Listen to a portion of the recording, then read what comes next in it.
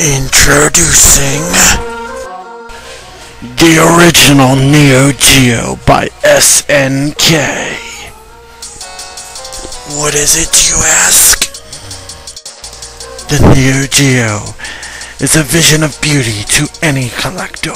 Some have called it the holy grail of consoles, and for good reason. Originally marketed to ultra high-end gamers, the system originally retailed for $650, with individual game titles priced at $200 and up. Initially, the AES home system was only available for rent to commercial establishments such as hotel chains, bars, and restaurants, and other venues. When customer response indicated that some gamers were willing to buy a $650 console, SNK expanded sales and marketing into the home console market. The Neo Geo console was officially launched on January 31st, 1990 in Osaka, Japan. Compared to the other 16-bit consoles of the time, Neo Geo's graphics and sound were far superior. The MVS was one of the most powerful arcade units of all time. Furthermore, since the AES was identical to its arcade counterpart, the MVS arcade titles released for the home market were perfect translations. Although its high price tag kept it out of the mainstream gaming market, a strong game lineup likely contributed to the cult status of the Neo Geo, enabling it to outlast the more popular Sega Mega Drive Genesis. When Japan decided to release the Neo Geo in the United States, the console was planned to debut at $599 and included 2 joystick controllers and 1 game, either Baseball Stars Professional or NAM 1975. NAM 1975 is an action-based shooter. However, the price was raised and its American launch debuted at $649.99. This package was known as the Gold System. Later, the Gold System was bundled with Magician Lord and Fatal Fury. The system was also released in a Silver System package for $399.99, which included 1 joystick controller and did not include a game. Other games were priced at about $200 and up. With these premium prices, though, most gamers weren't able to afford the system, so the console was only accessible to a niche market. What are the specifications? The Neo Geo's processor was a Motorola 68000 running at 12 MHz. It also had a co-processor running at 4 MHz. This processor was called the Zilog Z80. This was also used as an audio controller. The memory of the Neo Geo ran as such. The main memory, used directly by the 68000, was 64 kilobytes. The main video memory was 84 kilobytes. Video memory, 64 kilobytes, 32 kilobytes times 2. The palette memory was 16 kilobytes, 8 kilobytes times 2. And the fast video RAM was 4 kilobytes, 2 kilobytes times 2. The sound memory used directly by the Z80 was 2 kilobytes. The display resolution was 320 by 224. Many games only use the centermost 304 pixels. The color palette was 65, 536, 16. Maximum colors on screen, 4096, which was 12-bit. Maximum sprites on the screen, 384. Minimum sprite size, 1 by 2. Maximum sprite size, 16 by 512. Maximum sprites per scan line, 96. Background layers, 0. Aspect ratio, and AV output, RV,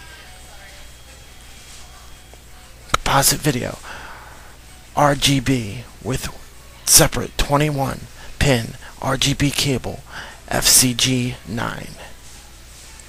The sound of the Neo Geo. The sound chip was a Yamaha YM2610. It used 4 FM channels, 4 operators per channel, 3 SSG channels, 1 noise channel, 7 AD PCM channels. Work RAM for the sound was 2 kilobytes. The sound ROM was 128 kilobytes on board. Only less than 32 kilobytes were used. Up to 512 kilobytes sound ROM on cartridges. The power. The source was a separate DC 5 volt for older systems and DC 9 volt adapter for the newer systems. The consumption was 8 watts. Older systems was about 5 watts for newer systems. The storage. It used a removable memory card, 2 kilobyte or 68-pin JADA version 3 spec memory. Any 68-pin memory that fits the JADA version 3 spec would work as well. The dimensions. The console is 12.79 inches wide by 9.33 inches deep by 2.36 inches in height and is very lightweight. But Neo Geo Fanboy, what games do we get for it? I'm glad you asked.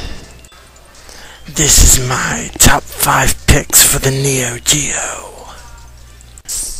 First off, we have Rage of the Dragons. It's a 2002 tag team head-to-head fighting game released for the Neo Geo hardware by Playmore, currently SNK Playmore. A fun game. Next on the list is a classic, Metal Slug. It is a run-and-gun video game for the Neo Geo console and arcade platform. It was originally released in 1996 for the MVS arcade platform. Hours of fun in this game. Next we have SNK vs. Capcom SVC Chaos. It's a 2003 competitive fighting game for the Neo Geo arcade and home platforms. The game is a crossover featuring characters from SNK's and Capcom's respective fighting games, such as the King of Fighters, Samurai Showdown, Street Fighter, and Darkstalkers. Also a fun game. Here we have Puzzle Bobble, one of my favorites, also known as Bust a Move. It's a 1994 arcade puzzle game for 1 or 2 players. It is a simple game based on the popular 1986 arcade game Bubble Bobble, which is also one of my favorites. It was also released on the Nintendo Entertainment System. It features characters from themes from the original. Hope you enjoy this one. And last, but certainly not least, Double Dragon, a 1995 fighting game spin-off of the original Double Dragon series, developed and published by Technos Japan. It is based on the 1994 Double Dragon movie, which is in turn based on the original arcade game. It was originally released for the Neo Geo in AES and MVS formats, and later re-released for the Neo Geo CD and PlayStation, the later ported by Urban Plant. It was Techno Japan's last Double Dragon game before the company went out of business. Here I will speak about the controllers for the Neo Geo system. They are pretty nice. One of the main and great selling points of the Neo Geo is its awesome arcade-style joysticks. These sleek, rectangular controllers are practically as big as the console and are awesome to use. The joystick itself has just the right give, and the large round buttons are ideal for tapping. These are quality controllers, probably the best ever made. Toward the end of the system's life cycle, though, SNK released a smaller, more conventional controller. But they weren't as good as the bigger controllers. I prefer the full-size joysticks myself.